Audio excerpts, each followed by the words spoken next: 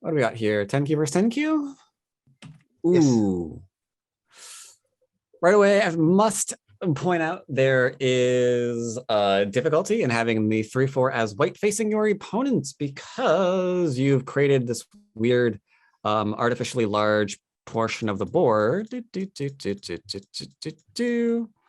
your opponent is going to want to approach because you don't have a very good answer to resist their expansion. Like if this was, for example, a 4-4 stone, you want to say, you know, you don't get to build there. You can pincer, and there's a nice, easy, friendly, happy little Joseki that you can pick to do that kind of thing.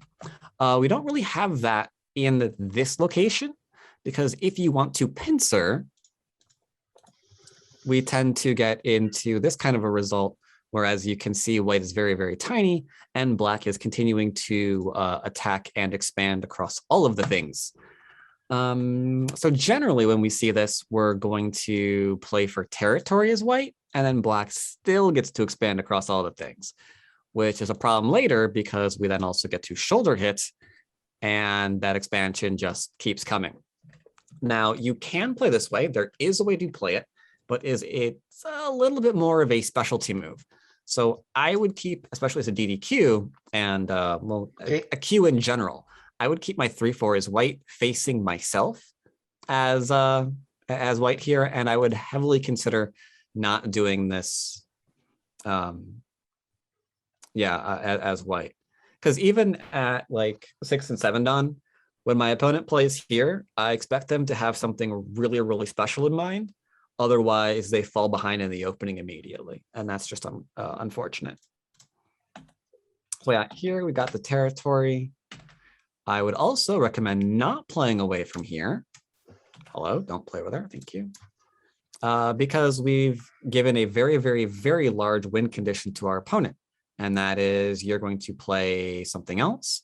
And if they get a chance to just happily, completely enclose you, then we have this kind of area of effect influence radiating off of our opponent's stones while we just took like 10 points. It's a lot easier for the outside influence to be worth 10 points than it is to just keep playing this territorial game and hope we're ahead at the end of it. So yeah, I would definitely finish your second play away. I think black is playing diagonal, prep to play C15. That's great. I like it. Is that how it goes? Yeah, do you have to defend the corner there for black? I'm sorry, what? Sorry? Does black have to defend the corner with that P2 move after white descends? So no, I would actually lean and keep going for that influence, because if my opponent plays here, I've just got Sente. Because the push and the cut, easy ladder read, it's fine. Approaches the corner. If who approaches the corner, sorry? What if white gets near the corner? I mean, does black have a defense? If, for example, white plays, I can't see there. I think O around O or P on the second line. When would white be playing a move at somewhere around here? Is the question you need to ask yourself. After white descends. Then no, because we play here and the descend and we lean. If our opponent plays here, that's a dead stone unless they save it. Okay. Right? Because we can instantly just turn around and kill it. And if they want to save it somehow, well, now they need to not be dead in the corner, because that is suddenly, let's say we don't even try. We don't even try to kill it. It's alive there. Okay, that's actually a co. Forget the co. Let's just say that's alive. That's only 2 points, right? If your opponent keeps playing this way, they lose the game. They can't win. It's impossible. Because we can't just like play like 2 points here and then like 10 points there. Because you usually need about what, 50, 60-ish to win most games. So that's 10 and 2. We've got a long way to go to not lose this game if we're going to play that way. Does that make sense? Yes. Cool. So yeah, don't have to worry about that. So your opponent's going to play here, here, and then probably here. We can go ahead and play here. Even now, I don't care because this is essentially a 1, 2, 3, 4, 5, 6. We have a free move with a push, so a 7-stone wall. So even if our opponent played something like this, that's still too close to our thickness. Because generally speaking, you don't want to approach a 7-stone wall point blank because we can't live locally. Right? It's impossible to make 2 eyes in this area. That means we're going to be running and running and running and running and running, and that's all we're going to be doing. If your opponent's just running and not making points, then he is losing the game. And that's fine with us. I like that. I don't like that. Oh dear. That's a collapse. So there are many different ways that you could have harassed this. One is actually a simple turn, because your opponent can't actually defend here, since this cut also works. Like, this corner is just going to die. It's unfortunate, but it is. This is fine. Ladder does work for you, I'm assuming. Ooh. Yeah, so this is kind of why I would like to just play here, because I can recognize that cut is seriously bad for my opponent.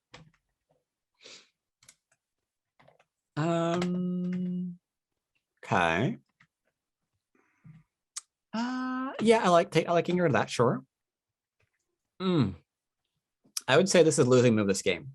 The reason why it's a losing move is pretty straightforward. Right now, if we ask ourselves what's going on this board, we've got influence from our opponent on 2 sides because these 2 stones are really, really weak. We have influence here. We're invading the corner, about to give more influence here. And, oops, hello, got off that, thank you. And the result of this is we're going to have, like, we can predict how much territory we have. Let's go ahead and say we get 12 here. Cool. And let's say we get, okay, there's 20 and there's 25. Now, since our opponent's going to get influence in Sentai, the top is worth more than that. The left is worth more than that. The bottom is worth more than that. Anywhere black tries to play right now will instantly outvalue white's points, because it's just too much influence. Too much. So let's see how this goes. You block the right way? Good. That I would just avoid and play here. Okay. Honestly. Because he can't give you this. He's got barely 30 points on the board, and that's exactly what this area is going to be. Okay. So all of his territory equals that top. And that doesn't take into consideration the fact that you've got easy extensions here. This just destroys these 2 stones. I'd approach personally to fully profit off of it. But yeah, it's just too much. Okay. Bad idea. Don't push usually unless you're going to cut. And here there's no cut. So this is just a co-threat. So let's go ahead and play here directly. Here's a question. If your opponent cuts, what's your move? P13. And go down. P13, P12, P11. I don't know. So here, this is a very, very common position. The answer actually is a 1-point jump. And it's a 1-point jump because if our opponent takes it, keep in mind we want influence, then suddenly our wall spans 10 lines. We got even more influence, and all we gave in return was 2nd line territory. Okay. If your opponent does not go for that, this corner is completely surrounded now, which is also fine. Now, here's something that's not DDK friendly, but I will go ahead and mention. There is technically still a co-op here. But that's fine. Okay. Do I like this for white? I don't. I think the best you can do right now is probably take an enclosure. We need more solid territory right now before we start reducing again. I don't think there's anything else you can really do besides that. If we quit or regroup, I have a fear that we're going to be weak the rest of the game. That, too slow. If your opponent plays here and can get out to your center, it's exactly what white wants right now. creating light shape to reduce this middle. We are not interested in the left-hand side of the board. We're interested in the middle. So probably here, because it's Sente. You might play here later on, because there's no answer to it. If they play here, you can go under, dad, same. So we can reduce that in endgame. For now, just work on that center. If they play one more, I might try to attack. This is wrong idea because our win condition is in the middle of the board right now, and we have a lot of potential. Taking this is going to potentially give your opponent a lot. Extend, don't jump yet. So just approach it. I was worried I didn't have enough points because every time somebody invades my Moyo, they get away with it. Only if we leave this behind and don't do anything with it. Like if we just never play on top of the board, yeah, our opponent will probably play up there and live. Absolutely. But after we're done with our Sente moves, like let's say we play here one more time, you could legitimately play over to here and nothing in here will live. Because we can't get 2 space extension. We can get no base of any kind. So it has to come out, but it can't because it's capped. The walls are just too strong. So a lot of that is knowing when to seal off your influence. Quick question, if you don't mind. You're saying 2 space extensions. Is that a useful tool when invading? So if we're invading, we have to figure out how we're not going to die. So we need to start hopefully by being able to get either a lot of forcing moves so we can get shape, or get a base, we get at least 1 eye and then come out for another one. If we can't get a base to get 1 eye and we can't run away, then we're probably just going to be dead. So at the very, very least, we need to get either a base or enough forcing moves to get shape and come out. Mm-hmm. Okay, thanks. This cut is no good. Here, white needs to really connect because that is going to be Sente. And now we are in trouble because these 2 stones are now a little bit weak. And unfortunately, after that, go away, white. There's still more weakness here with the Atarian to the extend. A lot of bad shape here. Ooh, kind of. Here, taking this is actually really good because unfortunately can still extend. And there's still this cutting point. So it's just a lot of bad shapes here. A lot of bad cutting points. Yeah, like right now, if black went ahead and cut here, I would anticipate these stones just dying on the bottom of the board. Oof, ouch. Yeah, I don't blame you. There's no really good answer here. Because I want to play here, but now I have to play on the other side.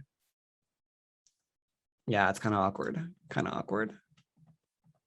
Yeah, I was reading about loose nets and I thought I would try something and it obviously backfired. Yeah. All right, here we need to admit that we're never killing these black stones and look after our own group immediately. And we know this because there's just too many cutting points. There's like cutting point here, there's like cutting point here, there's more and more cutting points. Hello, cutting points, how are you? So something's gonna die, it's just a question of what. There's no way we hold all this. Now you don't have to read all this out to know that. Once we get to here, we can imagine a push and then we can just start numbering them all. It's like, okay, there's going to be a cutting point here. My group at 3 is lacking liberties. My group at 4 and 5 are lacking liberties. Black's out. So there's just no way we hold this.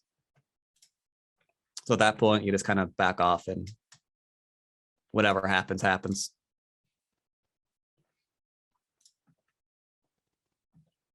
Yeah, here we're kind of trying to hold everything and it's kind of slowly making matters worse.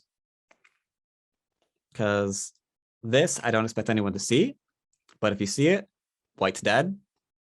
Doesn't matter how you answer it. There's just not enough liberties to save everything.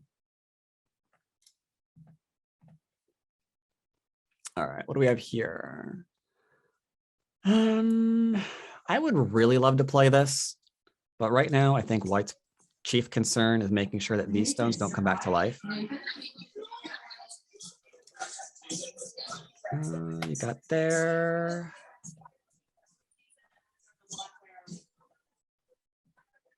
Okay, I like the idea of trying to save those right now.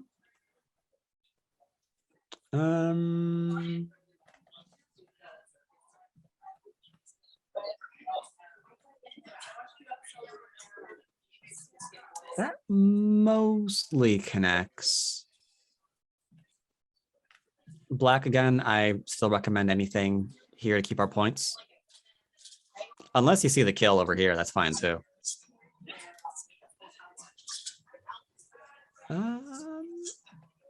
Ooh, almost. So we have an opportunity to correct our mistake, and we could just go ahead and defend, because now there's nothing here. This is not a snapback. The 2 stones die, and everything here is nicely connected up.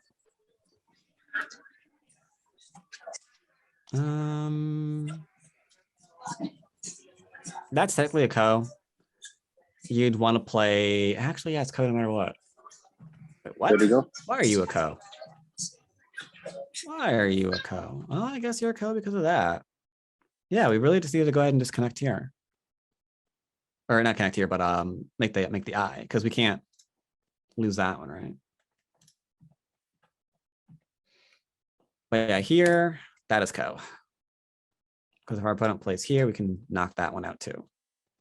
So it's co.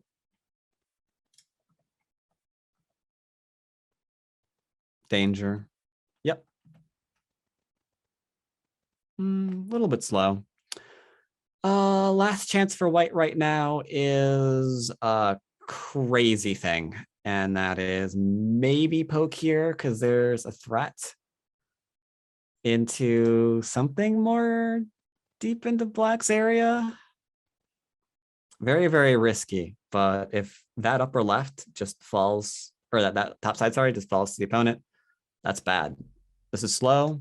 Yeah, cap right now, for example. And that's a lot of points because we're on like 10, 9, 8, 1, 2, 3, 4, 5, 6, 7. Oof, that's a lot of territory.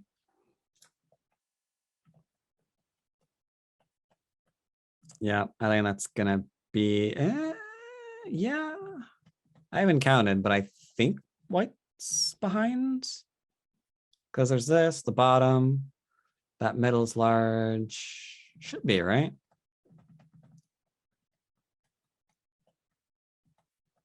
Okay, anything else here? Yeah, that was a slightly larger end game.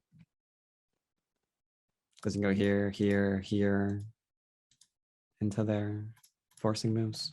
I think that's about it. Any question about the game?